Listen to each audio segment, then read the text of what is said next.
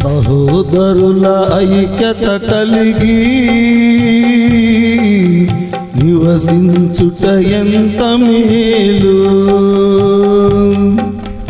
పరిశుద్ధులు అందరూ కలిసి ఫలించుట ఎంత మేలు.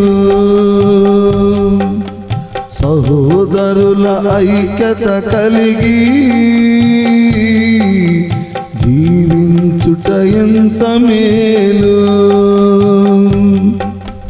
పరిశుద్ధులు అందరూ కలిసి ఫలించుట ఎంత మేలు.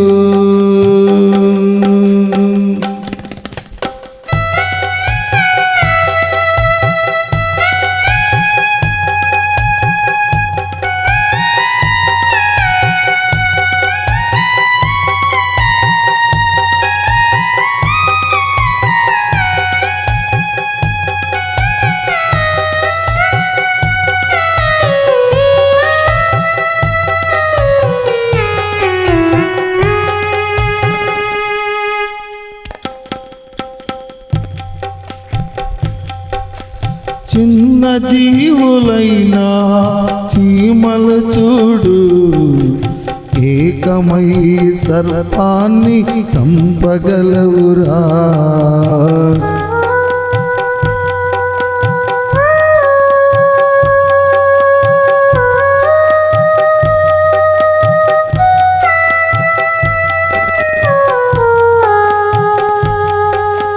చిన్న జీవులైనా చీమలు చూడు, ఏకమై సర్పాన్ని చంపగలవురా. తేనెటీగల ఐక్యత చూడు, తేనె పట్టు ముట్టబోతే కలిసి కుట్టురా. దెయ్యాలలోన ఐక్యత చూడు, ఒకరిలోని 2000 నివసించునురా. దెయ్యాలలోన ఐక్యత చూడు, ఒకరిలోని 2000 నివసించునురా. సహోదరుల ఐక్యత కలిగి నివసించుట ఎంత మేలు. పరిశుద్ధులు అందరూ కలిసి ఫలించుట ఎంత మేలు.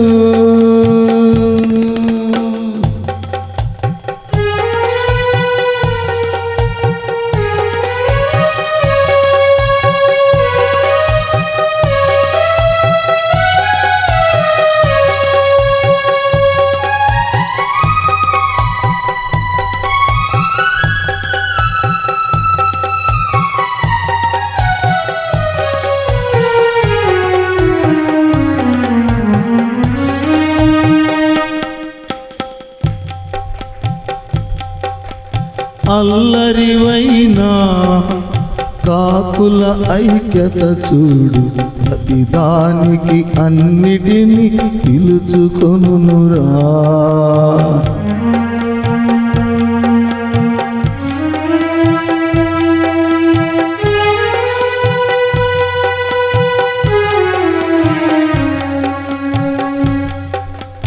అల్లరివైనా కాకులు చూడు, ఐక్యత ప్రతిదానిని అన్నిటికీ పిలుచుకొనురా. అడవి పందుల ఐక్యత చూడు, ఒకటి వేసిన కేకకు అన్ని వచ్చురా. అపవిత్రమైన ఆత్మల ఐక్యత చూడు, ఒకటి వెళ్ళి 2 వెంట తెచ్చురా. అవిపవిత్ర ఆత్మల ఐక్యత చూడు, ఒకటి వెళ్ళి 2 వెంట తెచ్చురా. సహోదరుల సహోదరుల ఐక్యత కలిగి నివసించుట ఎంత మేలు. పరిశుద్ధులు అందరూ కలిసి ఫలించుట ఎంత మేలు.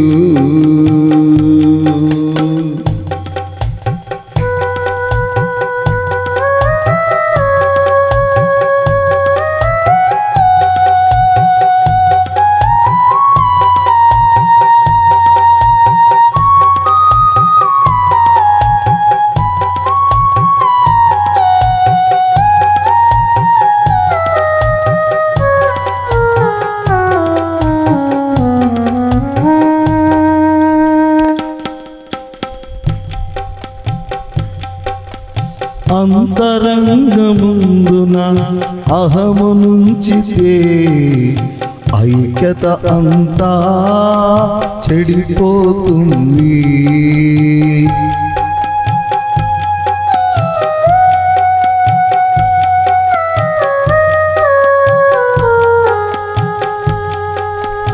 అంతరంగమందున అహము నుంచితే ఐక్యత అంతా చెడిపోతుంది.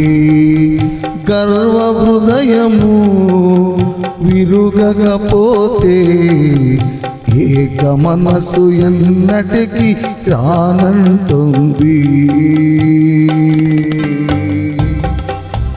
దీన మనసునే సాధన చేసే దీవించు దేవుడిచ్చు ఏక ఆత్మరా.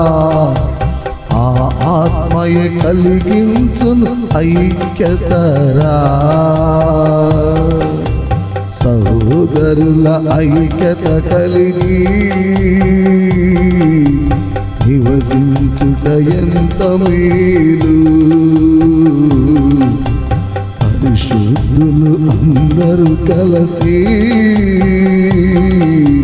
ఫలించుట ఎంతో మేలు. సహోదరుల ఐక్యత కలిగి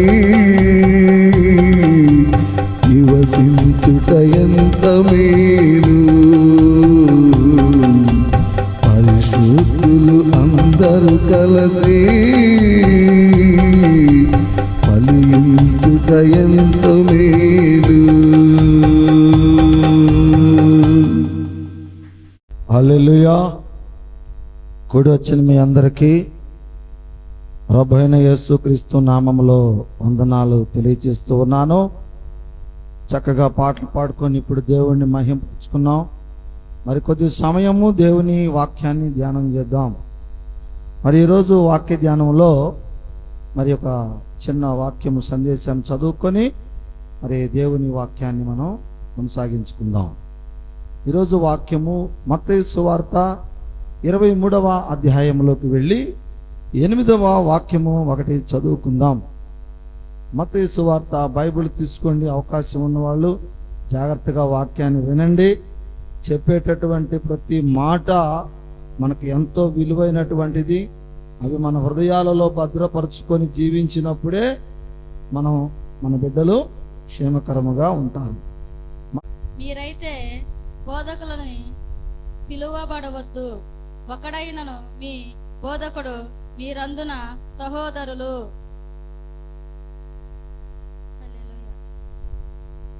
హల్లెలూయా. చిన్న ప్రార్థన చేసుకున్నాం. స్తోత్రం స్తోత్రం స్తోత్రం స్తోత్రం. సర్వోన్నతుడా, సర్వాధికారి యేసయ్యా, నీ పాదములకు వందనాలు ప్రభువా.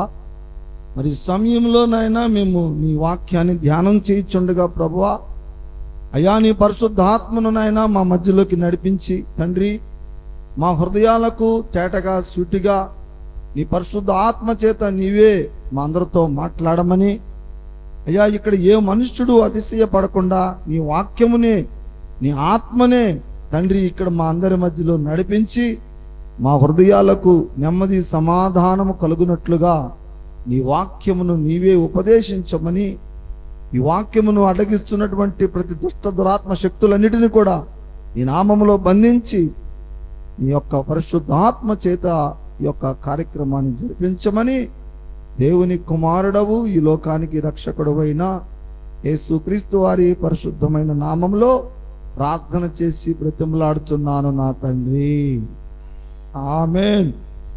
మంచిదండి.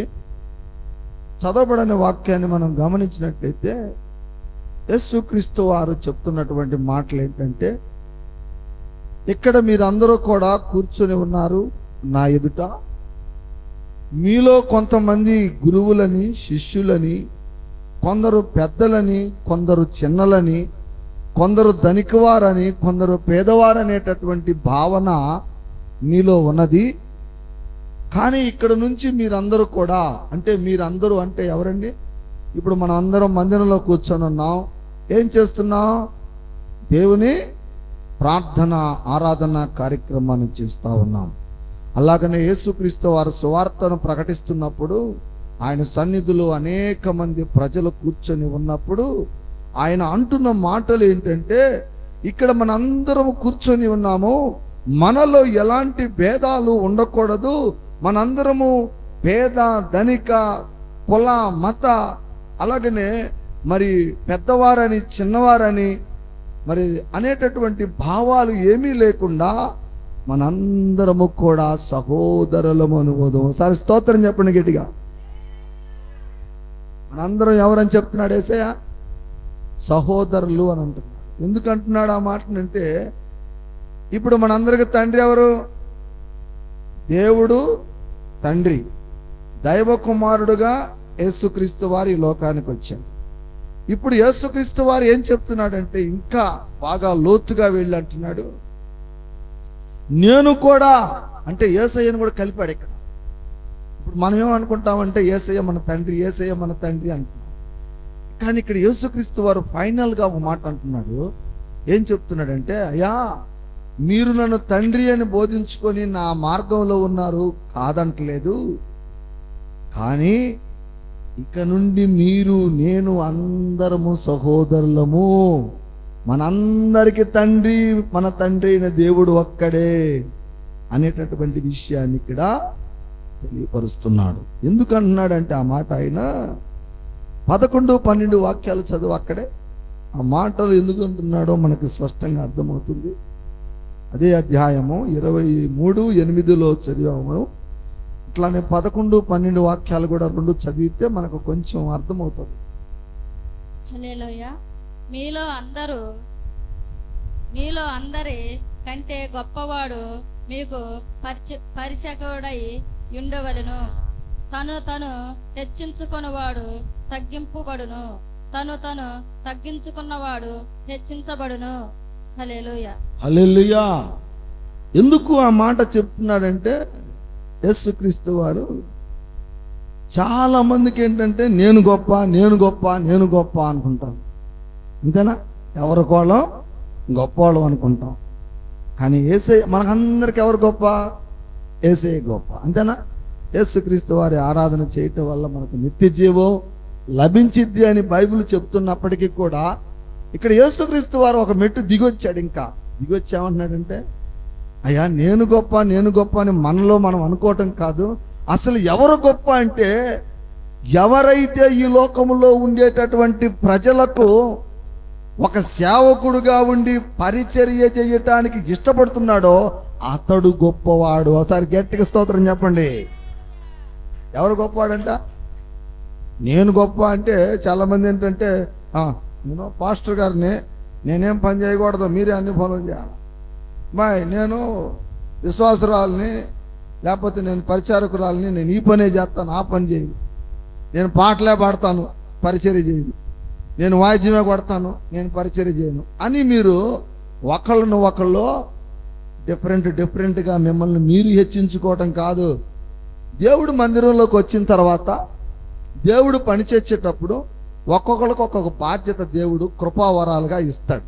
ఎలాంటి అంటే, కొంతమందికి పాటలు పాడే శక్తిని, మరి కొంతమందికి ప్రార్థన చేసేటటువంటి శక్తిని, మరికొందరికి వాద్యాలు వాయించేటటువంటి శక్తిని, మరికొందరికి ఆత్మల యొక్క శక్తిని పొందుకునేటటువంటి శక్తిని, మరికొందరికి రకరకాల భాషలలో మాట్లాడేటటువంటి శక్తిని, కొంతమందికి మరి మందిరంలోకి వచ్చినటువంటి ప్రజలకు సర్వీస్ చేసేటటువంటి శక్తిని ఇలాగ రకరకాలుగా దేవుడు మనకి కృపావరాలు ఇస్తాడు. అయితే ఎవరికి ఏ కృపావరాలు ఇచ్చాడనేది తర్వాత విషయం. కానీ ఇక్కడ దేవుడు అంటున్నాడు, నీ కృపావరం ఏదైతే ఉందో దానిని బట్టి నువ్వు అతిశయపడబాకు. అంటే నేను పాటలు పాడతాను, నేను వాయిద్యం వాయిస్తాను అని అంతవరకే కాదు, అది కూడా మానుకొని ఒక సందర్భంలో ప్రతి ఒక్క వ్యక్తికి నువ్వు సర్వీసు చేసేటటువంటి హృదయము నీలో ఉంటే, ప్రతి ఒక్క వ్యక్తికి నువ్వు సేవ చేసేటటువంటి మనస్తత్వం నీలో ఉంటే, అతడు ఈ లోకమునందు గొప్పవాడు అంటున్నాడు. అంతేనా? వాక్యం అర్థమవుతుందా? అక్కడ చెప్తుంది అదే ఆయన. అంటే ఇక్కడ మీరేం చేయాలి? మనం ఏం చేయాలి? మనల్ని మనము హెచ్చించుకోవటం కాదు, మనల్ని మనం తగ్గించుకొని సర్వీస్ చేయాలని వాక్యం సెలవిస్తూ ఉంది. అందుకే చివరిగా 12వ వాక్యంలో అంటున్నాడు. చదువు ఒకసారి 12వ వాక్యం జాగ్రత్తగా వినండి.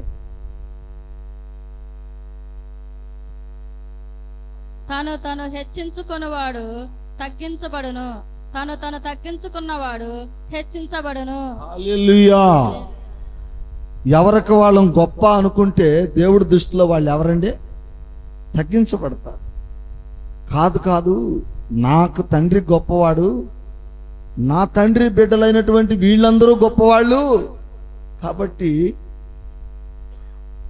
నేను వీళ్ళందరికీ సర్వీస్ చేసేటటువంటి మనస్సు కలిగి ఉండాలి, వీళ్ళందరికీ నేను సేవ చేసేటటువంటి మనసు కలిగి ఉండాలి అనేటటువంటి భావన ఎవరిలో అయితే ఉంటుందో వారు నిజంగా దేవుని వారసులు, హెచ్చించబడుదురు. అప్పుడు మనలో మనకేముంటుంది? సోదర భావం ఉంటుంది, సోదర ప్రేమ ఉంటుంది.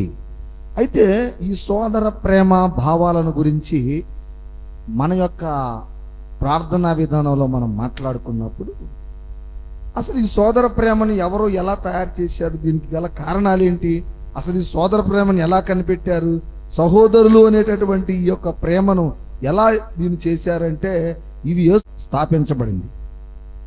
ఆ స్థాపించబడినటువంటి ఆ యొక్క విధానాలను మనం ఒకసారి వెనక్కి చరిత్రను చదివినప్పుడు ఈ సహోదరుడు, సోదర ప్రేమ అనేటటువంటి ఈ పదాలు బ్రదర్స్ లా అనేటటువంటి ఇంగ్లీష్ పదం ద్వారా మనకు రాయబడ్డాయి. అట్లానే దీన్ని గ్రీకు భాషలో ఏమంటారంటే ఫిలడెల్ఫియా అని అంటారు. గ్రీక్ భాషలో ఫిలడెల్ఫియా అనేటటువంటి పదం ద్వారా ఇది చెప్పబడింది. ఈ యొక్క ఫిలడెల్ఫియా అనేటటువంటి పదాన్ని గ్రీకు భాషలో 2 పదాలు జోడించి చెప్పారు. ఆ సోదర భావం అనేటటువంటి ప్రేమ అనేటటువంటి వాక్యానికి ఈ ఫిలడెల్ఫియా అనేటటువంటి పదాన్ని 2 పదాలుగా మనం చూసినట్లయితే, 1వ పదములో ఫిలోప్ అంటే ప్రేమ, 2వ పదంలో అడెల్ఫోస్ అని అన్నాడు, అంటే సోదరుడా అని అన్నాడు. ఈ 2 పదాలను జోడించి వాళ్ళు ఈ ఫిలడెల్ఫియా అంటే సోదర ప్రేమ, సహోదరులారా, సహోదరుల ప్రేమ అనేటటువంటి ఒక పదాన్ని తయారు చేసి ఆనాడు అమెరికా దేశంలో ఉన్నటువంటి ఒక ప్రాముఖ్యమైనటువంటి దేశంలో ఒక నగరానికే ఈ పేరు పెట్టుకున్నారంట ఆ ప్రజలు. ఈసారి స్తోత్రం చెప్పండి గట్టిగా. ఈ పదం చాలా గొప్పది అన్నమాట. సోదర ప్రేమ అనేటటువంటి పదం ఏదో మనం బైబిల్లో చూసి సంతోషపడుతున్నాం, కానీ ఈ పదము బైబిల్ కన్నా ముందే అనేక ప్రజలు కూడా దీన్ని ఒక ప్రాముఖ్యమైన పదంగా పెట్టాడు. ఈ పదము ఒక దేశానికిలో, ఒక రాష్ట్రంలో ఉన్నటువంటి ఒక పెద్ద నగరానికి పెట్టినట్లుగా కూడా మనకి ఇక్కడ వినపడతా ఉంది. అయితే ఈ పదాన్ని, ఈ పేరుని ఎవరు పెట్టారని అంటే ఇక్కడ వాక్యం ఏం చెప్తుందంటే, క్వేక్వర్ నాయకుడు అనేటటువంటి విలియం ఫెన్ అనేటటువంటి ఆయన 1681వ సంవత్సరంలో అమెరికా దేశంలోని ఫెన్సియాలోని రాష్ట్రంలో ఉన్నటువంటి ఒక పెద్ద నగరానికి ఈ పేరు పెట్టినట్లుగా మనకు కొన్ని ఆధారాలు మరి బైబిల్ గ్రంథంలో కావచ్చు, అనేక విధానాలుగా మనం చరిత్ర ప్రకారంగా తెలుసుకుంటా ఉన్నాం. ఈ యొక్క ఫెన్విలియా దేశంలోని ఒక పెద్ద నగరానికి ఆయన మరి ఆ పెట్టినటువంటి ఆ ఫిలడెల్ఫియా అనేటటువంటి పేరు ఏంటంటే సోదర ప్రేమ నగరం. ఒకసారి స్తోత్రం చెప్పండి గట్టిగా. ఆ నగరం పేరేంటి? మనమేమో మామూలుగా వాళ్ళ భాషలో ఎవరైతే చెప్తున్నాడు, ఫిలడెల్ఫియా అనేది వాళ్ళ భాష. దాన్ని మనం తెలుగులో ఏమంటాం? సోదర ప్రేమ నగరం. అంటే ఆ నగరంలో ఉన్నటువంటి ప్రజలందరూ కూడా సోదర భావాలు కలిగి ఒకళ్ళకొకళ్ళు జీవించాలి అనేటటువంటి ఒక మంచి ఉద్దేశంతో మరి ఆయన పెట్టినట్లుగా ఉంది. ఆయన పేరే విలియం పెన్ అనేటటువంటి ఒక అమెరికా వ్యక్తి.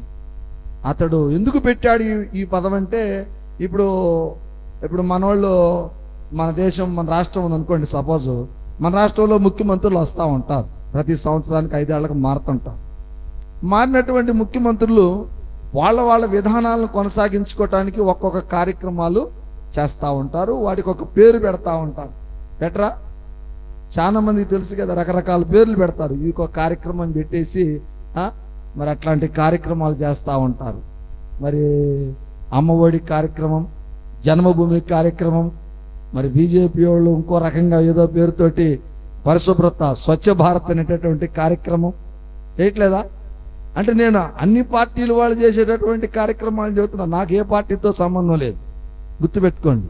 అంటే ఒక్కొక్కళ్ళు ఒక్కొక్క విధంగా వచ్చి చెప్తారు, ప్రసిద్ధి చేస్తారు ఒక్కొక్క విధానాన్ని అనేటటువంటి మాటలు చెప్పడానికే చెప్తున్నా తప్ప నేను ఏ పార్టీకి చెందిన వాడిని కాదు, అది గుర్తుపెట్టుకోండి. హల్లెలూయా, స్తోత్రం. అలాగనే ఈ అమెరికా దేశంలో ఈ యొక్క విలియం పెన్ అనేటటువంటి ఆయన అధికారంలోకి వచ్చినప్పుడు ఆయన చేస్తున్నటువంటి ఒక ప్రాముఖ్యమైన కార్యక్రమం ఏంటంటే, ఈ యొక్క ఆ నగరానికి ఫిలడెల్ఫియా అనేటటువంటి పేరును పెట్టుకున్నాడు. అంటే సోదర ప్రేమ నగరము. చూడండి ఎంత చక్కటి పేరు పెట్టాడు ఆయన. అంటే ఆ పదంలోనే ఆ యొక్క నగరంలో ఉండేటటువంటి వాసులందరూ కూడా ఒకళ్ళకొకళ్ళు సోదరులుగా ఉండి జీవించాలి అనేటటువంటి అభిప్రాయము ఆయనకు ఉందన్నమాట. అంతే కదండి. తల్లిదండ్రులు గుర్తుపెట్టుకోండి, చిన్న ఉదాహరణ చెప్తా. తల్లిదండ్రులు మంచి మనసు కలిగి మంచి ప్రేమను బిడ్డలకు పంచుతూ ఉన్నారనుకో, బిడ్డలు ఏం చేస్తారు? వాళ్ళు కూడా అదే ప్రేమను ఇతరులకు పంచుతారు. ఎందుకంటే తల్లిదండ్రుల దగ్గర నుంచి పొందుతున్నటువంటి ఆ ప్రేమని వాళ్ళు ఇతరులకు పంచుతారు. అది నైజం, అది ఆనవాయితీ, అదొక ఆచారం, అదొక అలవాటు. అంతేనా? అలవాట్లు కదా. తల్లిదండ్రులు ఎప్పుడు తిడతా కొడతా ఉన్నారనుకో, ఇక్కడ పిల్లలు కూడా ఏం చేస్తుంటారు? పక్కనోడిని కొడుతుంటారు, తిడుతుంటారు, బూతులు చేస్తారు. ఎందుకు? వాళ్ళ అమ్మా నాన్న చేసే పని అదే. కాబట్టి మీరు అర్థం చేసుకోండి, ఇక్కడ విలియం పెన్ అనేటటువంటి ఆయన ఆ నగరాన్ని పరిపాలిస్తున్నప్పుడు ఆయనకు ఒక మంచి ఉద్దేశం కలిగి ఈ యొక్క కార్యక్రమాన్ని పెట్టాడు. ఏమంటున్నాడంటే, ఫిలడెల్ఫియా అనేటటువంటి పేరుతోటి ఈ నగరాన్ని నేను పిలుచుకోవాలి. ఈ నగరంలో ఉండేటటువంటి ప్రజలందరూ కూడా ఒకరినొకరు సోదర భావాలతోటి, సోదర ప్రేమతోటి మెలగాలే తప్ప ఎవరు కూడా కక్షలతోటి, కోపాలతోటి, ద్వేషాలతోటి జీవించకూడదు అనేటటువంటి ఒక మంచి ఉద్దేశంతో ఆయన ఈ పేరు పెట్టినట్లుగా మనం చూస్తా ఉన్నాం. ఇంకొక విషయం ఏంటంటే, ఈ ఫిలడెల్ఫియా అనేటటువంటి ఈ నగరము పేదరికముతో కూడినటువంటి నగరము. ఒకసారి స్తోత్రం చెప్పండి గట్టిగా, హల్లెలూయా. బొంబాయి నగరం మనకు తెలుసు కదా, బొంబాయి, కలకత్తా, ఢిల్లీ అని అనుకుంటా ఉంటాం, అప్పుడప్పుడు మనం వింటాం కదా. బొంబాయి నగరం చాలా ప్రసిద్ధిగాంచినటువంటిది మన భారతదేశంలో. అయితే ఈ బొంబాయి నగరంలో ఎంతమంది సంపన్నులు ఉన్నారో తెలియదు, కానీ దీంట్లో పేదరికం ఎక్కువగా ఉంటుంది. ఒకసారి స్తోత్రం చెప్పు గట్టిగా. ఏమంటది? పేదరికం ఎక్కువ ఉంటుంది. నువ్వు గమనించినట్లయితే బొంబాయి నగరంలో అడుక్కునే బ్యాచీలు ఎక్కువ, పాపం అడుక్కునే వాళ్ళు ఎక్కువ తగులుతూ ఉంటారు గ్రామాల్లో. అక్కడక్కడ చిన్న ఆ రూట్ సర్కిల్లో చూస్తే మనం బొంబాయి ప్రాంతంలో వెళ్ళాడంటే మాత్రం అక్కడంతా కూడా పాపం పేదరికంతో అడుగు అట్లా ఏదో ఒకటి ఆహార పదార్థాలు ఏదో అడుగుతూ ఉంటారు. ఎందుకంటే 100కి 100 మంది శాతంలో 20 మందికే కాస్త ఆడ బాగుంటుంది, కానీ మిగతా వాళ్ళందరూ కూడా పేదరికంతో కూడినటువంటి వాళ్ళు. అందుకనే మరి మీరు గమనించినట్లయితే ఆ ప్రాంతాన్ని మనం చూస్తే చూడటానికి బిల్డింగ్లు కొద్దిగా ఉంటాయి, కానీ ఎక్కువ ప్రాంతంలో. అట్లానే కలకత్తా నగరం, కలకత్తా కూడా ఒక నగరంగానే. ఈ కలకత్తా నగరంలో కూడా పేదరికం, నగరం పేరైతే పేరు పెట్టారు, కానీ అందులో కూడా కలకత్తా నగరంలో కూడా పేదరికం ఎక్కువగా ఉంటుంది ధనికుల కన్నా. అట్లాగనే ఈ యొక్క విలియం పెన్ పెట్టినటువంటి ఈ ఫిలదెల్ఫియా అనేటటువంటి పేరు నగరం కూడా ఎక్కువగా పేదరికంతో కూడినటువంటి ప్రజలు ఎక్కువగా ఉన్నారు. ఒకసారి స్తోత్రం చెప్పండి. ఎక్కువ మంది ఎవరున్నారు ఆ నగరంలో? పేదరికం వారు అంటే మధ్యతరగతికి ఇంకా దిగువన ఉన్నటువంటి వారు, బాగా పేదరికంలో జీవిస్తూ ఏ రోజుకు ఆ రోజు కూలి పని చేసుకొని బ్రతికేటటువంటి ప్రజలు ఎక్కువగా కూడా ఈ యొక్క దేశంలో నగరంలో ఉన్నట్లుగా మనకి చరిత్ర చెప్తా ఉంది. ఎందుకు ఇవన్నీ చెప్తున్నానంటే మీ అందరికీ సోదర ప్రేమ అనేటటువంటిది కేవలం మన బైబిల్లోనే కాదు, ఇతర ప్రాంతాల్లో కూడా దీనికి ఒక ప్రాముఖ్యమైనటువంటి ప్రసిద్ధి ఉన్నది. దీనిని అనేక మంది ఇష్టపడతారు. సోదర భావంతో బ్రతకాలనేటటువంటి ఆలోచన విధానం అనేటటువంటిది దేశంలో అనేక ప్రాంతాల్లో కూడా ఉన్నది అనేటటువంటి విషయాన్ని తెలియపరచడానికే నీకు ఈ విషయాలన్నీ కూడా ఈరోజు నేను చెప్పడం జరుగుతూ ఉంది. అయితే ఈ యొక్క ఫిలదెల్ఫియా అనేటటువంటి నగరము పేదరికంతో ఎక్కువ కూడి ఉంటుంది. అందుకని వాళ్ళందరూ కూడా పేదరికంగా ఉన్నప్పటికీ కూడా వారిలో ఒకరికి పట్ల ఒకళ్ళు స్నేహభావాలుగా ఉండాలి అనేటటువంటిది ఆ యొక్క విలియం పెన్ యొక్క ముఖ్య ఉద్దేశముగా మనకి వాక్యము అక్కడ చెప్పబడతా ఉంది. అంటే ఈనాడు మీరు గమనించాల్సిన విషయం ఏంటి? చాలా మంది యేసుక్రీస్తు వారి ప్రార్థన చేస్తూ ఉంటారు. యేసుక్రీస్తు వారి ప్రార్థన చేసేటటువంటి చాలా మంది కుటుంబాల్లో పేదరికమే ఉంటుంది. అంతేనా? ఏమండి, ఎక్కువ ధనికులు ఉంటారా? యేసుక్రీస్తు వారిని నమ్ముకున్నటువంటి వాళ్ళల్లో ఏళ్లలో ఎవరో ఒకళ్ళు ఇద్దరు ఉంటారు. ఎక్కువ మంది ఎలా ఉంటారు? కటిక పేదవాళ్ళు ఉంటారు. అసలు ఏ రోజుకి ఆ రోజు బ్రతకలేని స్థితి వాళ్ళు, ఇల్లు లేని వాళ్ళు కూడా ఉంటారు, వాకిలి లేని వాళ్ళు ఉంటారు, చెట్ల కింద బ్రతికేటటువంటి వాళ్ళు కూడా యేసుక్రీస్తు వారిని ప్రార్థన చేసే వాళ్ళు ఉన్నారు. నేను చూసా చాలాసార్లు చూసా నేను వాళ్ళని. అంటే ఈ పేదరికముతో కూడినటువంటి ఈ జనాంగాన్ని ఒక సోదర భావాలతోటి ఐక్యము చేయగలిగినటువంటి స్థితి ఎక్కడుందంటే యేసయ్య ప్రార్థనలోనే ఆగపడతా ఉంది నాకు ఇప్పుడు ఈ ప్రజెంట్ చూస్తుంటే. అంతేనా? అడుక్కునే వాళ్ళు ఉంటారు, మరి కూలి పనికి పోయే వాళ్ళు ఉంటారు, లేకపోతే ఇంకో రకంగా దొంగలు ఉంటారు, దుర్మార్గులు ఉంటారు, వ్యభిచారకులు ఉంటారు. చెప్తున్నా, ఈ బ్యాచ్ మొత్తం ఆదివారం రాగానే బైబిల్ పట్టుకొని చర్చిలోకి వెళ్ళి కూర్చుంటా లేదా? వాళ్ళ బయట వృత్తులకినో చర్చిలోకి వచ్చేదానికి సంబంధం ఉండదు. అంటే వాళ్ళు చేసేటటువంటి వృత్తులకి భిన్నంగా వాళ్ళు మందిరంలోకి వచ్చి కూర్చుంటారు. ఇక్కడ మనము ఆలోచించాల్సిన విషయం ఏంటంటే వాళ్ళ వృత్తులు ఏదైనప్పటికీ కూడా మందిరంలోకి వచ్చి వాళ్ళు దేవుని ఆరాధనలో కొనసాగుతున్నారు. కాబట్టి వారందరినీ కూడా మనం ఎలా ప్రేమిస్తాం? సోదర భావంతో ప్రేమిస్తాం. అంతేగాని ఏమా మీరేందే అటు పొద్దున్నకి తడిపోయి అడిగి అడుక్కుంటుంటారు, మీరు మేము వేరు ఒకటి కాదు అని అంటారా? దేవుని బిడ్డలు అనరు కదా. నా తెలిసి అయితే మేము ఎప్పుడు అనలా. మరి మీరు అని అనుకుంటున్నారని నాకు తెలియదు. ఎవ్వరూ కూడా దేవుని ఆరాధనలో ఆ ఫీలింగ్ ఉండకూడదు. ఆడ అడుక్కునే వాళ్ళు వచ్చి మన మందిరంలో కూర్చున్నా, ఇంకో రకంగా మందిరంలో కూర్చున్నా, దుర్మార్గుడు వచ్చినా, తాగుబోతుడు వచ్చినా, తిరుగుబోతుడు వచ్చినా, మన మందిరంలోకి రాగానే మనం ఏం చేయాలి? సోదర ప్రేమతోటి అతనిని ఆహ్వానించి అతనిని హత్తుకొని అతడితో మనం జీవించాలి. అదే ఇక్కడ యేసయ్య చెప్తున్నాడు, మీలో హెచ్చు తగ్గులు అది ఇది అనే భావన ఉండకూడదు. ఎందుకంటే ఆ భావన మీలోకి వచ్చినట్లయితే మీలో సాతాను ఉన్నట్లు లెక్క. హల్లెలూయా, అర్థమవుతుందా? కాబట్టి మీరందరూ కూడా సోదర ప్రేమతోటి జీవించాలి. అంటే ఆ హెచ్చు తగ్గులు అనేటటువంటి ఆ వ్యత్యాసాన్ని మీరు తొలగించుకొని అందరము దేవుని బిడ్డలుగా దేవుని మందిరంలో ఎప్పుడైతే సర్వీస్ కలిసి మెలిసి మనం పనిచేయగలుగుతామో అప్పుడు మన మధ్యలో సోదర భావము ఎక్కువగా ఉంటుంది. హల్లెలూయా. అట్లానే ఇంకొక వాక్యం చూపిస్తాను. అపోస్తుల కార్యములు 2వ అధ్యాయము 29 నుంచి 32 దాకా. హల్లెలూయా. సోదరులారా, మూల పురుషుడగును దావీదును గురించి మీతో నేను ధారాళముగా మాట్లాడుచున్నాను. అతడు చనిపోయిన సమాధి చేయబడును. అతని సమాధి నేటి వరకు మన మధ్యనున్నది. అతడు ప్రవక్తవై ఉండెను గనుక అతని గర్భఫలంలో నుండి తన తలని సింహాసనము మీద ఒకడిని కూర్చొని పెట్టుకొనెను అని దేవుడు తనతో ప్రమాణపూర్వకముగా ఒట్టు పెట్టుకున్న సంగతి అతనెడిగిను. క్రీస్తు పాతలోకములలో విడువబడలేదయు, ఆయన శరీరము కుళ్ళిపోలేదయు దావీదు ముట్టగా తెలుసుకొని ఆయన పునర్ధనుడు అని గురించి చెప్పుకొనెను. ఈ యేసు దేవుడు లేపెను, దీనికి మేమందరము సాక్షులము. హల్లెలూయా. ఇక్కడ పేతురు గారు ఏం మాట్లాడుతున్నారంటే, చాలా మంది సహోదరుల ఐక్యత కలిగి జీవించాలనేటటువంటి భావనతో మనం చూసినప్పుడు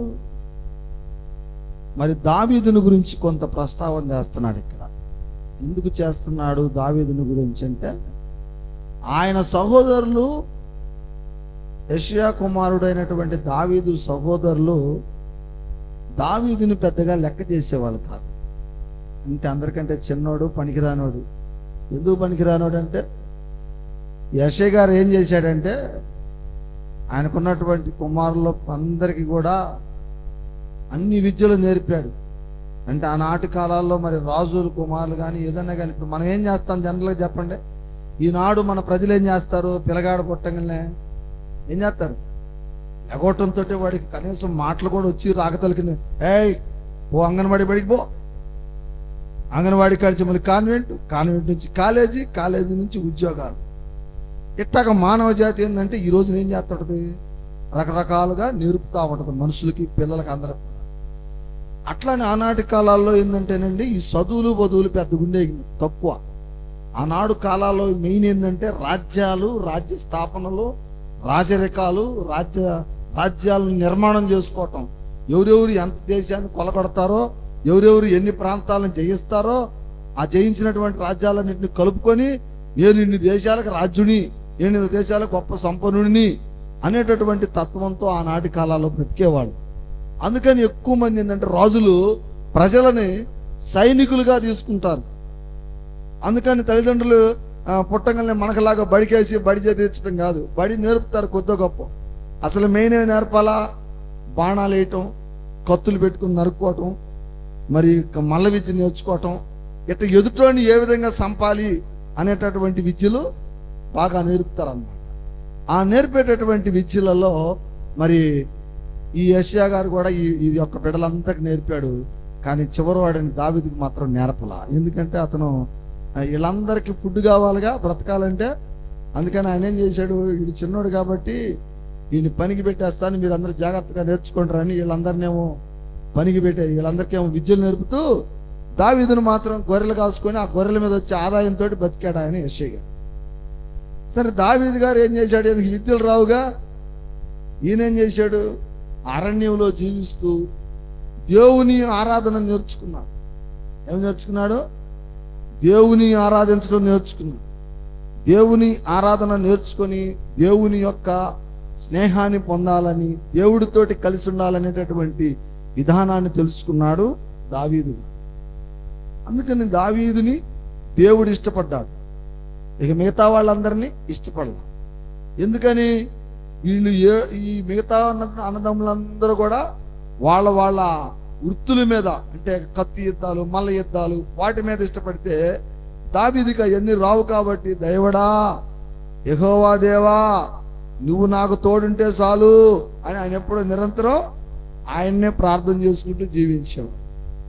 ఆ జీవనంలో, ఆ విధానంలో, ఆ గొర్రెల కాపరగా ఉన్నప్పుడు ఆయన ఏం చేసేవాడు, గొర్రెల మీదకి వచ్చేటటువంటి ఆ పులుల్ని కానీ తొడేళ్ళని కానీ వడిశాలు ఒకటి తయారు చేసుకొని దేవుడి కృపలో ఆ వడిశాల ద్వారా, ఇప్పుడు బాణము కత్తుల కన్నా వడిశాలు చాలా పవర్ఫుల్ అయినటువంటిది.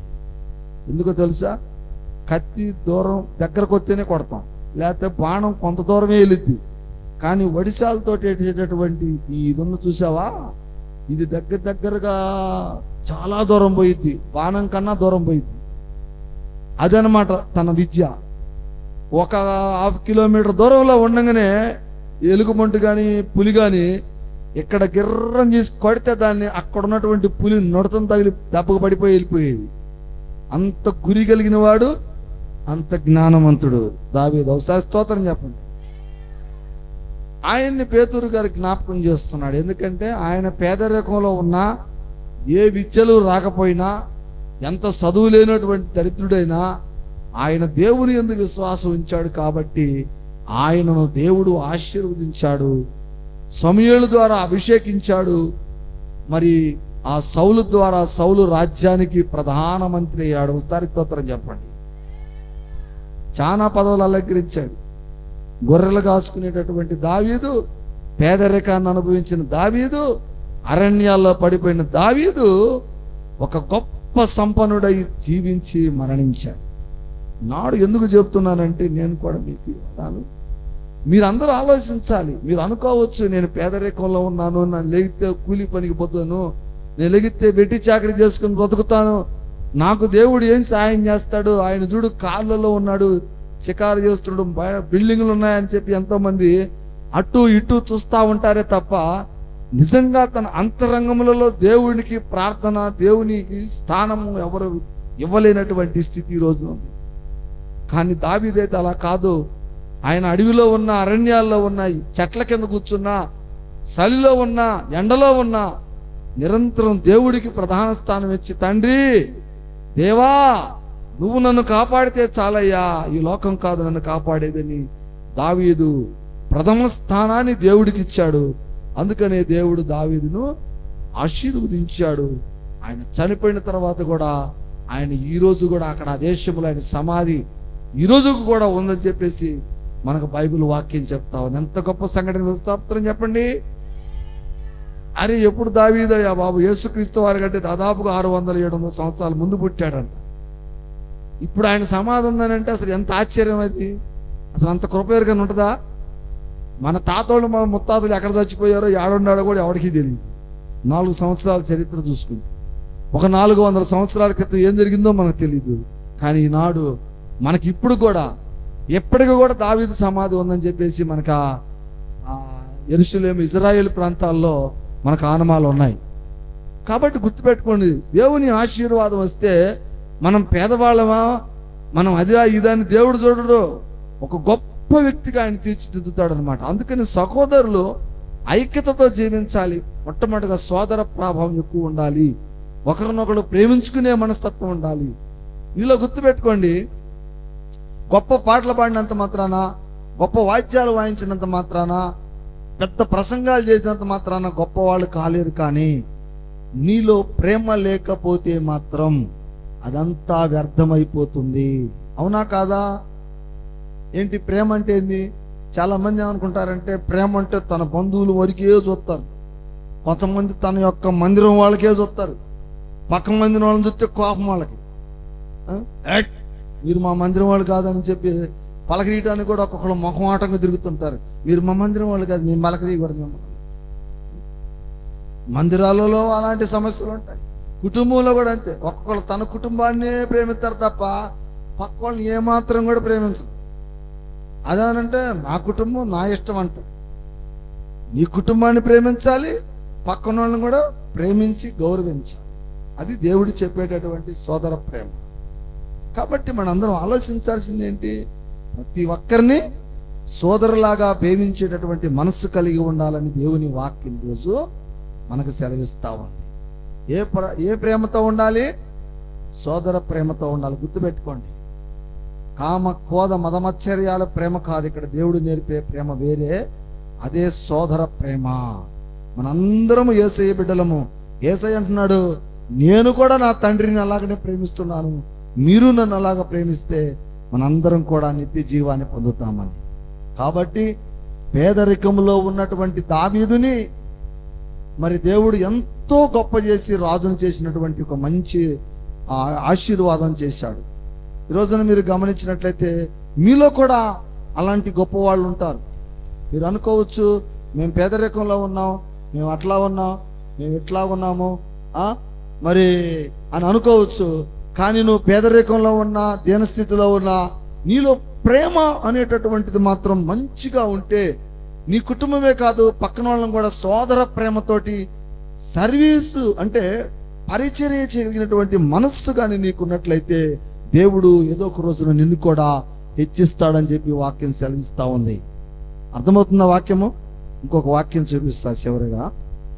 యోహాను సువార్త, యోహాను అనేటటువంటిది కొత్త నిబంధన, యోహాను అధ్యాయము 3వ అధ్యాయము 16 నుంచి 21 వరకు చదువుకొని ఈ సోదర ప్రేమలో ఉండేటటువంటి అమూల్యమైన సందేశాన్ని మనం కొన్ని విషయాలు తెలుసుకుందాం.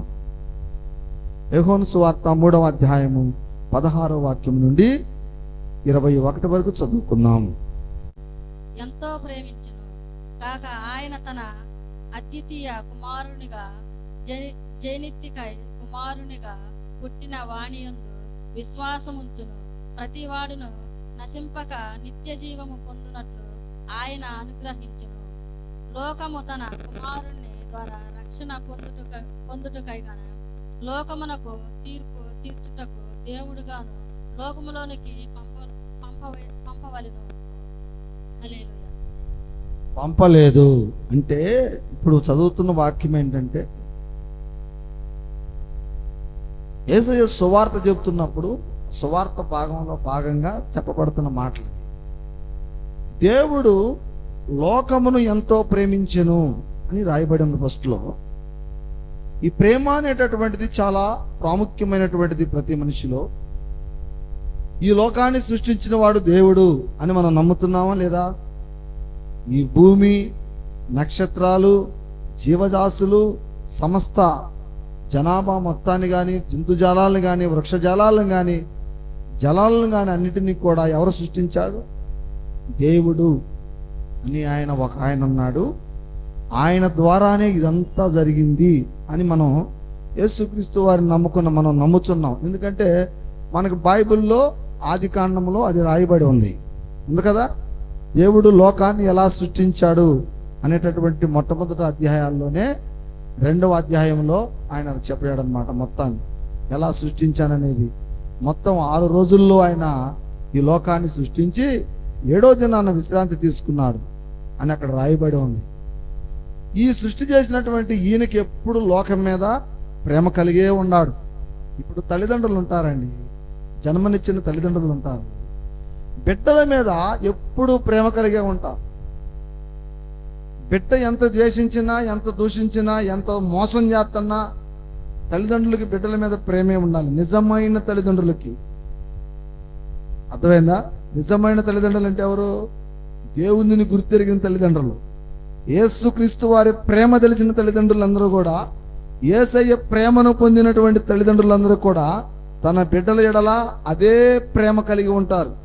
యేసుక్రీస్తు వారు మన ఎడల ఎలాంటి ప్రేమ చూపించాడో అదే ప్రేమ తన బిడ్డలతోటి తల్లిదండ్రులు పంచుతూ ఉంటారు. అట్లానే ఇక్కడ దేవుడు ఈ లోకాన్ని సృష్టించుకున్నాడు. ఈ లోకంలో అన్నిటితో పాటు మానవుడిని కూడా తన రూపంలో చేసుకున్నాడు. అయితే దేవుడికి సృష్టించినటువంటి అన్నిటికన్నా కూడా మనమంటే ఎక్కువ ఇష్టం. అంటే మనం అంటే ఎవరు? మానవ జాతి. ఒకసారి స్తోత్రం చెప్పండి గట్టిగా. అంతేనా? మానవ జాతి, మనుష్యుడు అంటే దేవుడికి ఇష్టం అంట. ఆయన చేశాడు, సృష్టి మొత్తాన్ని చేశాడు. కానీ వీటన్నిటిలో కల్లా మనుష్యుడు అంటే ఆయనకి ప్రేమ, ఇష్టంగా ఉన్నాడు. అంతే కదా. కుటుంబాల్లో ఒక్కొక్కరిని గమనించినట్లయితే ఒక్కొక్క తల్లిదండ్రులకి చిన్న కొడుకు అంటే ఇష్టం, ఒక్కొక్క తల్లిదండ్రులు పెద్ద కొడుకు అంటే ఇష్టం. తల్లికి పెద్ద కొడుకు, చిన్న కొడుకు అని ఇట్లా భేదాలతో అవపడుతుంటారు. అవపడుతుంటారు కదా. నిజంగా ఒరిజినల్గా ఆలోచిస్తే దేవుని నమ్ముకున్న బిడ్డ తల్లిదండ్రులు అయితే ఇద్దరిని సమానంగా చూడాలా, అది వేరే లెక్క. కానీ దేవుడు ఏమన్నాడంటే, ఈ ప్రపంచంలో మొత్తాన్ని సృష్టించాను, కానీ నా రూపంలో మానవ జాతి అయినటువంటి ఆదామును సృష్టించాను కాబట్టి నాకు మానవ జాతి అంటే ప్రేమ ఉంది. కానీ ఆదామేమో అవ్వజెప్పిన మాటలేని నన్ను మోసం చేసి ఈ చెట్టు తిని శాపగ్రస్తుడయ్యాడు. ఎట్టన్నా కానీ మళ్ళీ నా బిడ్డను నేను కాపాడుకోవాలి అనేది దేవుడి యొక్క ప్రేమ. ఆ ప్రేమలో భాగంగానే ఈనాడు మనం చదువుతున్నటువంటి ఈ యొక్క పరిశుద్ధ గ్రంథం, ఈ గ్రంథంలో లిఖించబడినటువంటి ప్రవక్తలు, ఈ గ్రంథాన్ని రాసినటువంటి వ్యక్తులందరూ కూడా దేవుని యొక్క ఆశీర్వాదంతో దేవునిని మళ్ళీ మానవుడు ఎలా చేరుకోవాలి అనేటటువంటి భావాలన్నిటినీ కూడా ఈ గ్రంథంలో దేవుడు రాయించాడన్నమాట. ఆ రాసినటువంటి భాగాల్లో ఈరోజు మనం చదువుకుంటున్నటువంటి టాపిక్ ఏంటంటే సోదర ప్రేమ అనేటటువంటి యొక్క భాగాలను మనం చదువుకుంటున్నాం. ఆ భాగాల్లో అక్కడ ఏమంటున్నాడంటే దేవుడు, యేసయ్య అంటున్నాడు, దేవుడు లోకమును ఎంతో ప్రేమించెను కనుకనే తన అద్వితీయ కుమారుడైనటువంటి యేసు అనేటటువంటి నామ ద్వారా, పేరు ద్వారా, జనైక కుమారుడైనటువంటి యేసు క్రీస్తు అనేటటువంటి నామము ద్వారా ఇదిగో నన్ను ఈ భూమి మీదకి పంపించాడు. నా ద్వారా మీ అందరికీ ప్రేమనే పంచుతాను తప్ప ద్వేషం అనేటటువంటిది నాలో ఏమాత్రము ఉండదు. నేను మీకు సోదరుడు లాంటి వాడిని అని చెప్పేసి ఫస్ట్ వాక్యం మీకు చెప్పాను. మత్తయి సువార్త 28:23 ఆయన చెప్పాడు కదా, నన్ను మీరందరూ సోదర భావంతో చూడాలి అన్నాడు. కానీ దేవుడు తన కుమారుడిని మన మధ్యలోకి పంపించి మనకు మేలు జరిగేలాగా, రక్షణ జరిగేలాగా కాపాడాడే తప్ప ఎలాంటి కీడు ఆయన మనకు చేయలేదు. కాబట్టి ఈ లోకములో ప్రతి ఒక్కరము ఎలాంటి ప్రేమ, సోదర ప్రేమ అంటే ఈ ప్రపంచములో, ఈ ప్రపంచ దేశాలన్నిటిలో కల్లా కూడా యేసు క్రీస్తు వారు చూపించినటువంటి సోదర ప్రేమని ఈ ప్రపంచంలో ఇంకా ఎవ్వరూ చూపించలేదని గట్టిగా బైబిల్ సాక్ష్యం ఇస్తా ఉందో. సార్ స్తోత్రం చెప్పండి.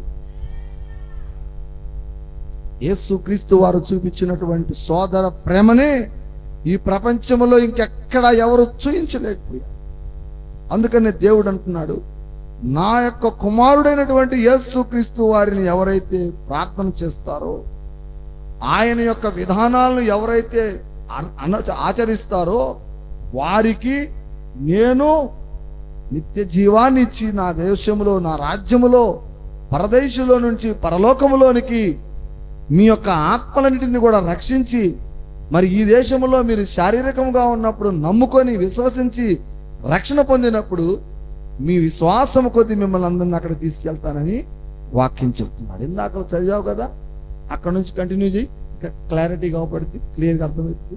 21 దాకా చదవాలి.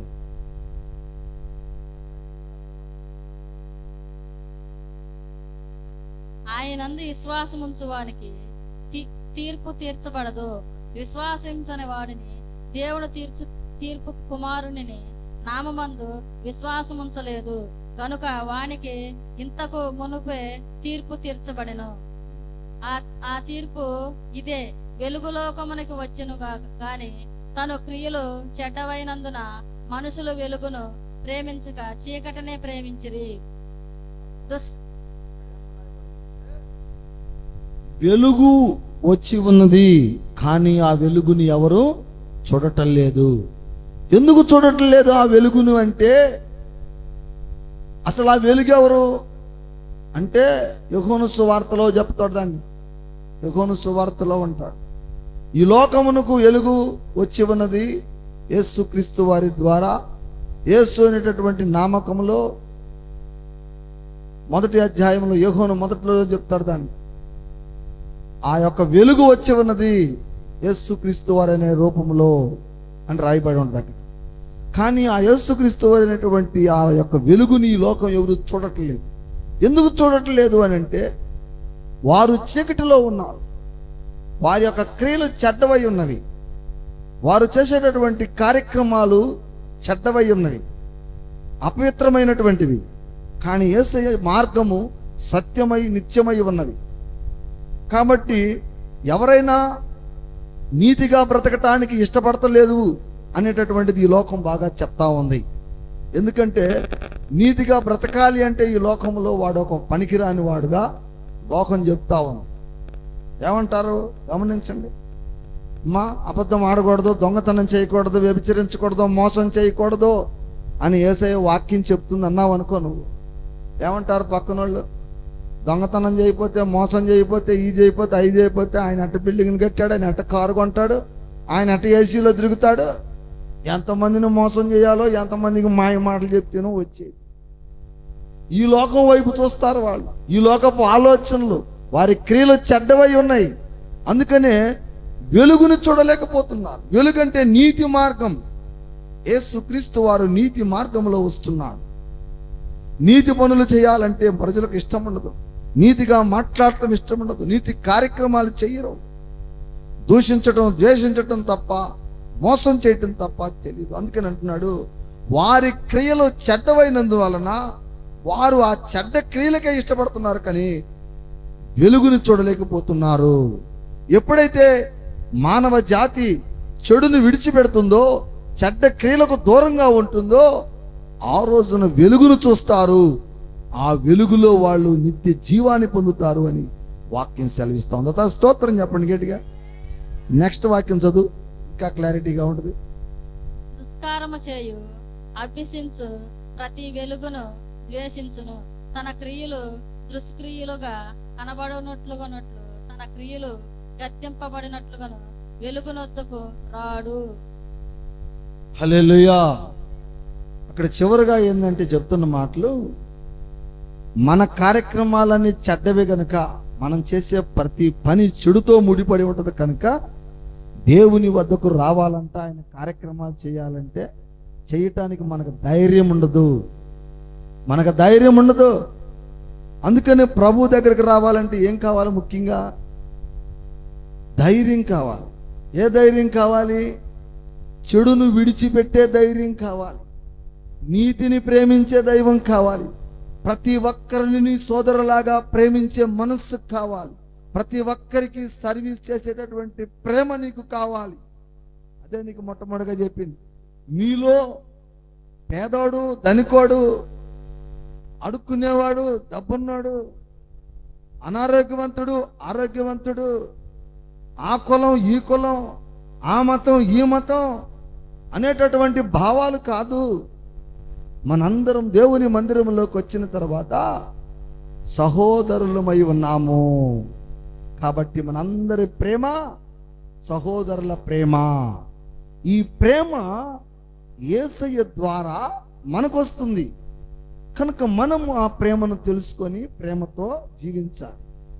ఈ ప్రేమ తెలియనటువంటి అన్ని జనాలను వెలుగుకు దూరమై ఉన్నారు, ప్రభువును గుర్తిరగలేకపోతున్నారు. యేసుక్రీస్తు వారి సత్య మార్గాన్ని విడిచిపెడుతూ చీకటి ప్రపంచంలో మోసాలు, కుట్రలు, కుతంత్రాలు, అబద్ధాలు, యుద్ధాలు, మరి రకరకాల కార్యక్రమాలలో మానవ జాతి అట్టడుగుతా పోతా ఉన్నది. అందుకే యేసుక్రీస్తు వారి దగ్గరకు వచ్చేటటువంటి బిడ్డలలో ఆ క్రియలు ఉండవు. ఆ చెడ్డ క్రియలు ఏదైతే ఉన్నాయో అవన్నీ విడిచిపెట్టుకోమనే దేవుని యొక్క సువార్త ప్రకటన, ఆయన మార్గం. ఈనాడు ఆయన వద్దకు రాలేకపోతున్నారంటే కారణం ఏంటి?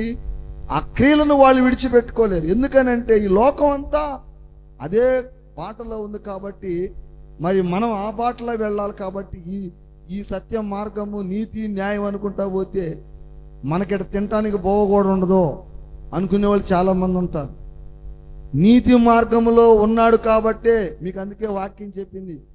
ఆనాడు యెషయా తన కుమారులకు ఎన్నేక విద్యలు నేర్పినా వాళ్ళు పనికి రాకుండా పోయారు. ఏ విద్యలో నేర్చుకునేటువంటి దావీదు అడవిలో ఉండి దేవుణ్ణి ప్రార్థన చేస్తే ఆ దేశానికి రాజు అయ్యాడు, గొప్ప ప్రవక్త అయ్యాడు. స్తోత్రం చెప్పి గట్టిగా. ఈనాడు మీకు అదే చెప్తున్నా నేను కూడా. ఈ లోకంలో చీకటి వైపు చూడమాకండి. చీకటిలో ఉన్న ప్రజలు వెలుగును చూడలేకున్నారు. వారి చెడ్డ క్రియలు వారికి అసహ్యంగా లేవు. ఎందుకంటే లోకం అంతా చీకటిలో ఉంది. అబద్ధాలు ఆడటం, దొంగతనం చేయటం, మోసం చేయటం అనేటటువంటిది ఈ రోజున మానవ జాతికి వెన్నతో పెట్టిన విద్యలాగా ఉంది. కాబట్టి వాళ్ళు నీతిని వాళ్ళు సహించలేరు. నీతి మాటలు వాళ్ళకి వినపడితే బాధ. నీతిగా బ్రతకాలంటే వాళ్ళకి నీరసం, బలహీనత. కానీ దేవునికి నమ్ముకున్నటువంటి మనం, యేసయ్యను రక్షకుడుగా నమ్ముకున్నటువంటి మనలో అది ఉండకూడదు అని చెప్పి వాక్యం సెలవిస్తాం. మీరందరూ కూడా సహోదరుల ప్రేమ కలిగి ఉండాలి. మీలో ఒకరిని ఒకరు మోసం చేసుకోకూడదు, ఒకరిని ఒకరు దూషించుకోకూడదు, ఒకరిని ఒకరు విమర్శించుకోకూడదు. తల్లి బిడ్డల ఎడల ఎలాంటి ప్రేమ కలిగి ఉందో మీరందరూ అలాంటి సోదర ప్రేమను కలిగి ఉండాలి అని దేవుని వాక్యం ఈరోజు సెలవిస్తాం. ప్రేమైన దేవుని బిడ్డలారా, గుర్తుపెట్టుకోవాలి, మనిషిలో అన్ని విద్యలు ఉంటాయి, కానీ ప్రేమ అనేటటువంటి నీదు లేకపోతే అది వ్యర్థమైపోతుంది. అర్థమవుతుందా? ఇంకా మీకు కరెక్ట్గా చెప్పాలంటే ఏంటంటే, అహంకారాన్ని మనం విడిచిపెట్టాలి. మెయిన్ మనిషిలో ఏముండాలా? అహంకారం. ఫస్ట్ వాక్యాలు చదివింది 11-12 వాక్యాల్లో, మత్తయి సువార్త 23 అధ్యాయం 11-12 వాక్యాల్లో మొత్తం చెప్పాడు. ప్రతి మనిషిలో అలాంటి క్రియలన్నీ తీసివేసుకోవాలి, తగ్గించుకోవాలి, అది నేర్చుకోవాలి. అదే సోదర ప్రేమ భావన అనేటటువంటి విషయం. నేను గొప్పోడిని అనేటటువంటిది కాదు. యేసయ్య మనందరికంటే గొప్పవాడు. యేసుక్రీస్తు వారు చనిపోయిన మనిషిని లేవనెత్తాడు, కుంటివాడి కాళ్ళు ఇచ్చాడు, గుడ్డోడికి కళ్ళు ఇచ్చాడు. యేసయ్య చేసిన క్రియలో ఈ లోకంలో దాదాపుగా ఎక్కువ మంది చేయలేకపోయారు. కొంతమంది చేసి ఉండవచ్చు కొన్ని విధానాల్లో, కాదని నేను అనను. కానీ యేసుక్రీస్తు వారిలో ఉన్నటువంటిది ఏంటంటే, ఎన్ని క్రియలు చేసినా, ఎన్ని అద్భుతాలు చేసినా యేసయ్య చివరికి ఏమన్నాడు? నేను కూడా మీలో ఒక సహోదరుడిని అన్నాడు. ఒకసారి గట్టిగా స్తోత్రం చెప్పి చప్పట్లు కొట్టు. నేను దేవుణ్ణి అనలేదు, మీరు నాకు మొక్కాలి అనలేదు, మీరు నాకు అది చెయ్యాలి ఇది చెయ్యాలి అని యేసయ్య తనను తాను హెచ్చించుకోలేదు. తనను తాను తగ్గించుకొని, నేను కూడా మీకు ఒక సహోదరుడు లాంటి వాడిని, నేను మీకు సర్వీస్ అంటే పరిచర్య చేయటానికి వచ్చిన వాడిని, మీకు సేవ చేయటానికి వచ్చిన వాడిని, మిమ్మును మీ ఆత్మలను రక్షించటానికి వచ్చిన వాడిని అని చెప్పి యేసుక్రీస్తు వారు చెప్పాడు తప్ప, నేను దేవుడిని, దేవుడు నా తండ్రి, నేను దైవ కుమారుడిని, మీరందరూ నాకే వచ్చి మొక్కాలా, నాకు చెప్తున్నా రకరకాలుగా అది ఇదని చెప్పేసి ఏదేదో యేసయ్య మాట్లాడలా. ఆయన ఒకటే అన్నాడు, నేను కూడా మీలో దేవుని కుమారుడుగా ఒక సహోదరుడినై ఉన్నాను. మనందరం కలిసి దేవుని రాజ్యాన్ని నిర్మించాలి. ఆ రాజ్య నిర్మాణం కోసం దేవుని కుమారుడుగా నేను వచ్చి దేవుని ప్రేమను మీకు పంచుతున్నాను. మీరందరూ కలిసి ఒకరికొకరు ఈ ప్రేమను పంచుకోండి, సహోదరుల ఐక్యతతో మీరు ఉండండి అని చెప్పేటటువంటి విషయాలను దేవుడు తన వాక్యాల ద్వారా ఈ గ్రంథంలో నుండి ఈరోజు మనందరితో మాట్లాడుతూ ఉన్నాడు. అర్థమవుతుంది అసలు వాక్యము? మంచిది. గమనించండి ప్రియమైన దేవుని బిడ్డలారా, మీలో ఏమాత్రము ప్రేమ కానీ లేకపోతే, సోదర ప్రేమ లేకపోతే మీరు నిజంగా దేవుని బిడ్డలే కాదు. అదొక్కటి గుర్తుపెట్టుకోండి. కంపల్సరిగా మీలో ప్రేమ ఉండాలా. ఎదుటివారు దూషిస్తున్నా, దేశిస్తున్నా, మోసం చేస్తున్నా కూడా అండి ఏం చేస్తున్నారు? చాలామంది అనుకుంటా ఉంటారు, కుటుంబంలో సంగతి చెబుతున్నా, ఆ కుటుంబంలో ఆ అమ్మాయి ఉంది, ఆ అమ్మాయిని అందరూ మోసం చేస్తారు. ఆ కుటుంబంలో ఆ అబ్బాయి ఉంటాడు, ఆ అబ్బాయిని అందరూ మోసం చేస్తారు. కానీ ఆ అబ్బాయి మాత్రం వాళ్ళందరూ ప్రేమిస్తాను. స్తోత్రం చెప్పి గట్టి. ఎందుకు ప్రేమిస్తున్నాడు? ఆయన దేవుని బిడ్డగా మార్చబడ్డాడు, దేవుని కుమారుడిగా మార్చబడ్డాడు. వాక్యము తన హృదయంలో బలంగా ఉంది. నిన్ను ద్వేషించు వారిని ప్రేమించు అని దేవుని వాక్యము తన హృదయంలో ఉంది. నిన్ను మోసం చేసే వాళ్ళని క్షమించు అనేటటువంటి వాక్యము బైబిల్లో చదువుకున్నాడు, విన్నాడు. ఏ రోజుకైనా యేసయ్య నన్ను గుర్తిస్తాడు. ఆయన మాటలు చొప్పున నేను ఉంటే, ఇదిగో అన్నలందరికీ తండ్రి విద్య నేర్పాడు, వాళ్ళు పనికి రాకుండా పోయారు. ఏ విద్య నేర్పకపోయినా దేవుడిని నమ్ముకున్న నాకు దేవుడు తన యొక్క గొప్ప సౌకర్యాన్ని ఇచ్చాడని దావీదు ఆలోచన రీతిగా మనందరం కూడా ఎప్పుడైతే దేవుని ప్రేమను మనలో పెంచుకుంటామో, మనల్ని మోసం చేసే వాళ్ళని, మనల్ని దూషించే వాళ్ళని, మనల్ని హింసించే వాళ్ళ కొరకు మనం ప్రార్థన చేయటం నేర్చుకుంటామో, ఆ రోజున ఏం జరిగిద్దంటే, మోసం చేసిన వాళ్ళు, ద్వేషించిన వాళ్ళు, దూషించిన వాళ్ళు దావీదు అన్నల్లాగా అడ్రస్ లేకుండా పోతారు. హింసించబడిన వారు దావీదులాగా మహారాజులు అవుతారు. దోస్తరం చెప్పు. దేవుని రాజ్యములో నువ్వు ఒక స్తంభంగా ఉంటావు. దేవుని రాజ్యములో ఒక స్తంభంగా నిన్ను దేవుడు నిల్చోబెడతాడు. నీకు ఇక్కడ వెలుగు లేకపోవచ్చు, ఇక్కడ ప్రజలు నిన్ను ఒక అజ్ఞానిగా, అనామకుడుగా, దావీదుల పట్ల తన అన్నదమ్ములు చూపించినటువంటి ఆ వెరితనాన్ని నీ మీద చూపిస్తున్నారేమో ప్రజలు. సహోదరుడా, సహోదరి, భయపడబారు. రానున్న కాలంలో దేవుని రాజ్యంలో ఒక గొప్ప వెలుగును దేవుడు నీతో చూడబోతా ఉన్నాడు. ఒక గొప్ప వెలుగుగా, ఒక స్తంభంగా ప్రపంచానికి నీ స్వరాన్ని వినిపించబోతా ఉన్నాడు. అర్థం చేసుకోండి, దేవుని వాక్యము బలమైనటువంటిది కనుక మనందరం కూడా పరిశుద్ధాత్మలమై పరిశుద్ధమైనటువంటి దేవుని ఆత్మను పొందుకొని ఒకరి పట్ల ఒకరు సోదర భావాలతో జీవించాలి అనేటటువంటిది దేవుని వాక్యం ఈరోజు బలంగా మనతో మాట్లాడతాం. నిజం చెప్తున్నా, అబద్ధాలు కాదు, ఇవన్నీ నిజాలు మాట్లాడుతున్నా. బైబిల్ నిన్ను దూషించే వాళ్ళని నిన్ను ప్రేమించు, సర్వీస్ చెయ్యి. ఈ లోకం ఒకవేళ వాడు ఆ కాసేపే ఆనందపడతాడు, ఆ కంటే ఆనందపడతాడు, లేకపోతే ఒక 10 ఏళ్ళు సంతోషపడతాడు, లేకపోతే ఇంకొక 20 సంవత్సరాలు సంతోషపడతాడు నిన్ను మోసం చేసి. తర్వాత వాడి నరకములో నలమల మాడుతుంటాడు. నిన్ను మోసం చేసినాడు నరకంలో మలమల మాడుతుంటాడు. నీవు దేవుని రాజ్యములో ఒక వ్యక్తిలాగా వెలిగిపోతుంటావు. బైబిల్ చెప్తున్నటువంటి నగ్న సత్యాలు ఇవి. మీకు అనేక ఉదాహరణలు కూడా చూపించా. దావీదు కుటుంబాన్ని చూపించా, యెషయా గారు చేసినటువంటి ఆ యొక్క విధానాలు చూపించా. అర్థం చేసుకోండి. ఈ రోజు నుంచి దయచేసి మీరెవరూ కూడా సోదర ప్రేమతోటి ఒక విశ్వాసంగా జీవిస్తానని, నా ఎడల ఎవరు ఏం చేసినా సరే వాళ్ళకు నేను ప్రేమనే పంచుతానని మీ హృదయాలలో ఒక తీర్మానానికి రండి.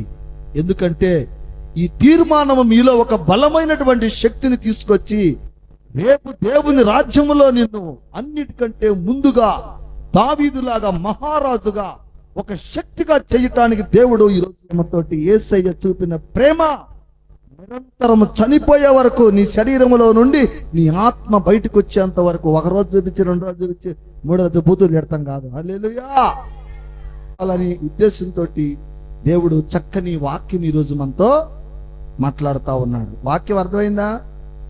అర్థమైతే ఒకసారి గట్టిగా స్తోత్రం చెప్పండి. సరే, మీరందరూ కూడా చక్కగా వాక్యాన్ని అర్థం చేసుకున్నారని విశ్వసిస్తున్నాను. మరి సరే, పాడు. హల్లెలూయా. కన్నుల జారిని కన్నీళ్ళు తడిపెను దేవుని పాదాలు, ఇప్పటి నుండి నీ కళ్ళు చూసును దేవుని కార్యాలు. కన్నుల జారిని కన్నీళ్ళు తడిపెను దేవుని పాదాలు, ఇప్పటి నుండి నీ కళ్ళు చూసును దేవుని కార్యాలు. ఉందిలే దివ్యనా ఎందుకా వేదనా, ఉందిలే దివ్యనా ఎందుకా వేదనా. కన్నుల జారిన కన్నీళ్ళు తడిపెను దేవుని పాదాలు, అవమాన పర్వాలు ముగిసేనులే, ఆనంద గీతాలు పాడేవులే. అవమాన పర్వాలు ముగిచేనులే, ఆనంద గీతాలు పాడేవులే. నవ్వినోళ్ళంత నీ ముందు తలలు వంచేను ఇక ముందు, నవ్వినోళ్ళంత నీ ముందు తలలు వంచేను ఇక ముందు. ఉందిలే దీవెనా ఎందుకా వేదనా, పొందిన యాతనా దేవుడే మరసునా. ఉందిలే దివ్యనా ఎందుకా వేదనా, పొందిన యాతనా ఆయనే చూచెనా. కన్నుల జారిన కన్నీళ్ళు తడిపెను దేవుని పాదాలు. కన్నుల జారిన కన్నీళ్ళు తడిపెను దేవుని పాదాలు. ప్రైజ్ లార్డ్, హల్లెలూయా. ప్రార్థన చేసుకుందాం, ప్రార్థన చేసుకుందాం. స్తోత్రం, స్తోత్రం, స్తోత్రం. సర్వోన్నతుడా, సర్వాధికారి యేసయ్యా, నీ పాదములకు వందనాలు తండ్రి. ఈనాడు నాయనా ఈ పునరుద్ధారణ ఆదివారంలో తండ్రి నాయనా మత్తయి సువార్త 23వ అధ్యాయంలో నుండి ప్రభువా, ఇదిగో నా తండ్రి సోదర ప్రేమ కలిగి ఉండాలని ఈనాటి నుండి నేను మీకు సహోదరుడినని చెప్పేసి నా తండ్రి నీ వాక్యం ద్వారా మాతో మళ్ళీనిది వ్యర్థమని నీ వాక్యం సెలవిస్తా ఉంది నాయనా. ఈనాడు మేమందరము నీ బిడ్డలమై నీ సన్నిధిలో కూర్చొని చక్కగా ఇప్పటి వరకు నీ ఆరాధన కొనసాగించున్నాం ప్రభువా. తండ్రి, మనుషులలో అహంకారము, కోపము, క్రామ, క్రోధ, మదమచ్చర్యముల కన్నా ప్రేమ ఎంతో గొప్పదన్నావు ప్రభువా. సోదర ప్రేమ కలిగి ఉండుట ఎంతో గొప్పదన్నావు నాయనా. నాయనా తండ్రి, ఆ ప్రేమను ఈ రోజున మా అందరికీ పంచుతున్నందుకై నీకు స్తోత్రాలు. ప్రతి ఒక్కరము కూడా మాలో ఇంకా ఏమి లోపాలున్నాయో, మాలో ఇంకా ఏమి తగ్గించుకోవాలో ప్రభువా నాయనా, మరి ఈ ప్రేమను ఎందుకు ఈరోజు మాతో అలాంటి ద్వేషాలు, పగలు, ప్రతీకారాలు, కోపాలు ఉంచుకోకుండా ప్రతి ఒక్కరి పట్ల ప్రేమతో ప్రార్థన చేసేటటువంటి శక్తిని మా అందరికీ దయచేయమని ప్రార్థిస్తున్నాను తండ్రి. అలాగనే నాయన ఈ లోకంలో ప్రజలు అయ్యా చీకటిలో ఉన్నారు, చీకటిని ప్రేమిస్తున్నారు, చెడ్డ మార్గాలను ప్రేమిస్తున్నారు, చెడు వైపు వెళ్ళిపోతున్నారు తండ్రి. ఆనాడు దావీదు నాయనా మరి ఈ లోకం వైపు చూడకుండా నిన్ను చూసి ప్రార్థనలో ఉన్నప్పుడు తండ్రి అన్నదమ్ముల కన్నా గొప్పగా హెచ్చించావు ప్రభువా. అలాగనే తండ్రి మేమందరం కూడా తండ్రి మరి ఈ లోకం చూడకుండా, ఈ లోకం వైపు మేము వెళ్ళకుండా ప్రభువా నీ వైపే చూస్తున్నాం, నీ వద్దే కూర్చొని కన్నీరు కాస్తున్నాం. ఆనాడు యోబుని సాతాను ఎలాగా ఇబ్బంది పెట్టిందో ఆ రీతిగా మరి సాతాను ఏమన్నా మా మీద ఈ యొక్క సోదర భావాన్ని లేకుండా చేస్తుందేమో తండ్రి. ఆ భావాన్ని నా తండ్రి నీవు ఆ సాతాను దుష్టశక్తులను అన్నిటిని కూడా తొలగించమని ప్రార్థన చేస్తున్నాను తండ్రి. ఇదిగో నాయనా అయ్యా మా మీద ఏలుబడి ఏమన్నా చీకట్లు ఉన్నాయేమో ప్రభువా, ఆ చీకటిని కూడా నా తండ్రి నీ ఆత్మచే తొలగించమని బ్రతిమలాడుకుంటున్నాం ప్రభువా. మాలో చీకటి ఉండని మాకు ప్రభువా, నీ బిడ్డలుగా మారు మనసు పొందాం, రక్షణ పొందాం తండ్రి. కాబట్టి మేము ఇక వెలుగులోనే ఉండాలి తప్ప చీకటి వైపు వెళ్ళకూడదు నాయనా. ఇంకా మాలో ఏమైనా లోపాలు ఉన్నాయేమో వాటిని సరిచేస్తున్నావు, అందుకై స్తోత్రాలు తండ్రి. ప్రతి ఒక్కరం కూడా మోకాళ్ళేసి కన్నీరు గారుస్తున్నాం తండ్రి. మా మీద ఉన్నటువంటి ఆ చెడ్డ క్రియలను, చెడు ఆలోచనలను, చెడు పద్ధతులన్నిటిని కూడా దూరం చేసుకోవాలి తండ్రి. మా మీద లేకుండా సాతాన్ని గద్దించిన, మా శరీరం మీద ఏలుబడి చేయకుండా గద్దించు తండ్రి. నీ ఆత్మను మా మీద కుమ్మరించమని ప్రార్థన చేస్తున్నాను తండ్రి. అలాగనే తండ్రి మరి రాలేనటువంటి బిడ్డలు అనారోగ్యం చేత ఉన్నారు, వారిని కూడా స్వస్థత పరచండి. మరొక దినాన మా మందిరానికి వచ్చి వారు ప్రార్థన చేసుకునే శక్తినివ్వండి. అలాగనే లోకంలో అన్యులు యేసుక్రీస్తు వారి యొక్క ప్రేమ తెలియనటువంటి వారు ఉన్నారు ప్రభువా. నీ ప్రేమను వారికి పంచు నాయనా. నీ యొక్క వాక్యమును వాళ్ళకి తెలియచేసి, నీ వెలుగును వాళ్ళకి తెలియచేసి వారిని కూడా నీ సన్నిధిలోకి నడిపించమని ప్రార్థన చేస్తున్నాను తండ్రి. నీకు స్తోత్రాలు, వందనాలు అయ్యా. ఇప్పటి వరకు మేము చేసిన ఈ ప్రార్థన తండ్రి అయ్యా నీ కొరకే చేసుకున్నాం ప్రభువా, నీ ఆశీర్వాదం కొరకే చేసుకున్నాము నాయన. నీ ఆశీర్వాదం మా అందరిమైన మా కుటుంబాల మీద నా తండ్రి నిండుగా ఉండాలని ప్రార్థన చేస్తున్నాను ప్రభువా. మేము చేస్తున్నటువంటి ప్రతి పాప క్రియ దోషులన్నిటిని కూడా, సాతాను దుష్ట శక్తులన్నిటిని కూడా తొలగించి ప్రభువా మమ్మల్ని పరిశుద్ధులుగా చేయమని బ్రతిమలాడుకుంటున్నాం తండ్రి. మా అందరిలో సోదర భావాన్ని వెలిగించమని ప్రార్థన చేసుకుంటున్నాం నాయన. నీ ఆశీర్వాదం ద్వారా జరిగించమని ప్రార్థన చేస్తున్నాను తండ్రి. ఇదిగో నాయన ఇప్పటి వరకు చేసినటువంటి ప్రార్థన అంతటిని తండ్రి నీ పాదాల చెంత పెడుతున్నాను ప్రభువా. అయ్యా నీవే దీవించి రక్షించమని దేవుని కుమారుడవు ఈ లోకానికి రక్షకుడు అయిన యేసుక్రీస్తు వారి పరిశుద్ధమైన నామములో ప్రార్థన చేసి బ్రతిమలాడుకొనుచున్నాను నా తండ్రి, ఆమేన్. పరలోక ప్రార్థన చేయండి.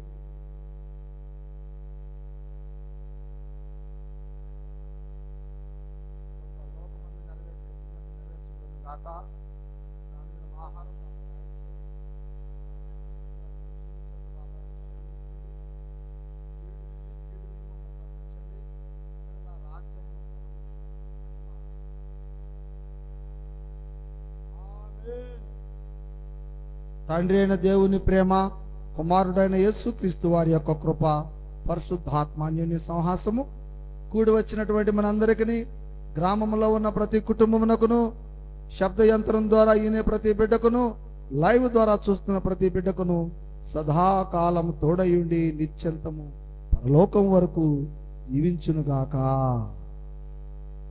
ప్రభు యేసు రక్తమే జయం, ప్రభు శిలువ రక్తమే జయం. యేసుక్రీస్తు నామమునందు మనందరికి నిత్య జీవము కలుగునుగాక.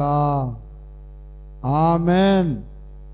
అందరికీ హృదయపూర్వకమైన వందనాలు తెలియజేస్తున్నాను.